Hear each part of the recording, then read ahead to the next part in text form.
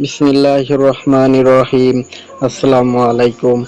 মোহাম্মদ কাসিমের রহমানী স্বপ্ন পাকিস্তানের সেনাপ্রধানকে মোহাম্মদ সাল্লাল্লাহু আলাইহি সাল্লামের সাক্ষাৎ প্রদান। মোহাম্মদ কাসিম বলেন, 28 সেপ্টেম্বর 2016 সালের স্বপ্নে আমি দেখি যে পাকিস্তান এবং তার সেনাবাহিনী অনেক অসুবিধার মধ্যে পড়ে যায় এবং সেনাপ্রধানের অনেক চেষ্টা করছিলেন পাকিস্তান ও তার সেনাবাহিনীকে এই অসুবিধা থেকে বের আনার জন্য যেন পাকিস্তান সুখ এবং শান্তি বিরাজ করে। যাই হোক, এই প্রচেষ্টার কার্যকর হচ্ছে না এবং পরিকল্পনা অনুযায়ী চলছে না। পাকিস্তান সম্পদ এবং তার সেনাবাহিনী কমে যাচ্ছে। এই কারণে সেনাপ্রধান মুশকিলে পড়ে যান।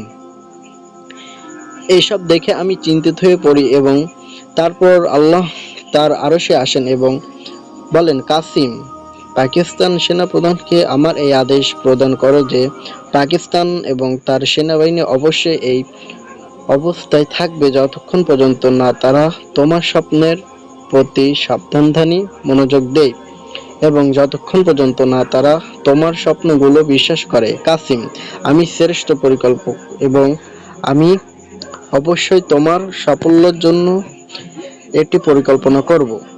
আল্লাহ আমাকে এই স্বপ্নে আরো দেখিয়েছেন যে যখন সেনাপ্রধান আমার স্বপ্ন সম্পর্কে জানবে এবং এটা শুনবে, মুহাম্মদ সাল্লাল্লাহু আলাইহি সাল্লাম তাকে সাক্ষী দেবেন যে মোহাম্মদ কাসিম তার স্বপ্ন সম্পর্কে ঘটনাবলী ঘটবে। যেমন আল্লাহ কাসিমকে তার স্বপ্নগুলো দেখিয়েছেন। আল্লাহ আমাকে স্বপ্নগুলোতে যা দেখিয়েছেন তা অনুযায়ী যখন আমি গুরুত্বপূর্ণ স্বপ্নগুলো পাকিস্তানি সেনাপ্রধানকে বলবো, তিনি তা অনুযায়ী পরিকল্পনা করবেন। ইসলাম এবং পাকিস্তান রক্ষার জন্য আল্লাহ তার সাহায্য দ্বারা সেই পরিকল্পনাগুলো সফল করবেন এবং তারপর আমরা আল্লাহর সাহায্য ইসলামকে এবং পাকিস্তানকে রক্ষা করি। ইসলাম ও পাকিস্তানকে রক্ষা করার পরিকল্পনাগুলো আল্লাহ আমাকে আমার স্বপ্নের মধ্যে দেখিয়েছেন।